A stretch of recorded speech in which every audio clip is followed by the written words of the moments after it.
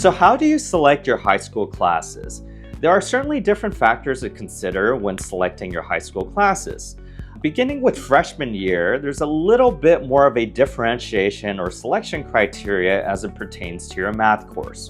If you're on the regular track, most students will take algebra in 8th grade, and then they'll take geometry beginning in the freshman year or 9th grade of high school. However, if you're a more advanced student, you will take algebra 2 and trigonometry beginning in 9th grade. And if you're very advanced, you might even take AP Calculus AB as a 9th grader, which is considered very advanced, and that must signal to me that you're quite a talented student. The second criteria I would look at is definitely take subjects that you're interested in. Do you want to take physics or biology or chemistry your freshman year?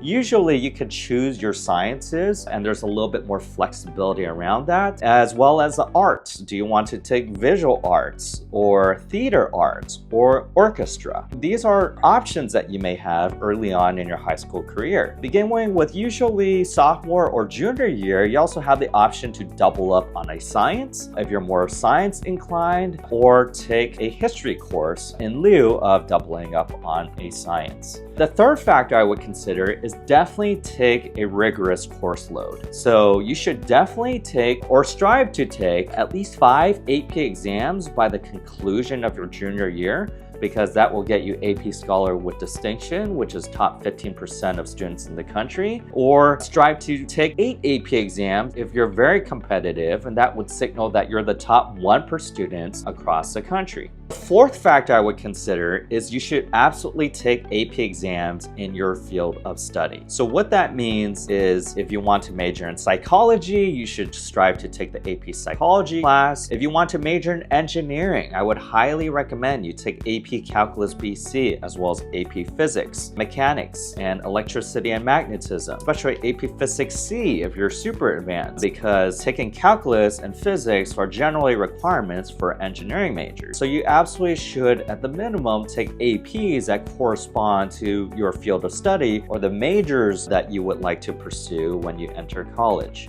The last factor I would consider is when you become a senior or even a junior at times, you should try to take upper division courses, especially ones that are interdisciplinary. For example, is it about psychology and technology? Maybe it's about the human-computer interaction and user interfaces. Or is it about languages and neuroscience? Or is it about ancient Greek anthropology and civilization? These more interdisciplinary courses are subject matters that Ivy Leagues really love, and it's really the hallmark behind a liberal arts education. So these are some of the factors I would consider when selecting your high school classes. The most important factor is definitely going to be the number of AP courses that you take, which really signal the rigor of your course load. If you liked what we talked about today, hit the subscribe button and give us a like, as we'll be sharing more free tips and advice about the college admissions process.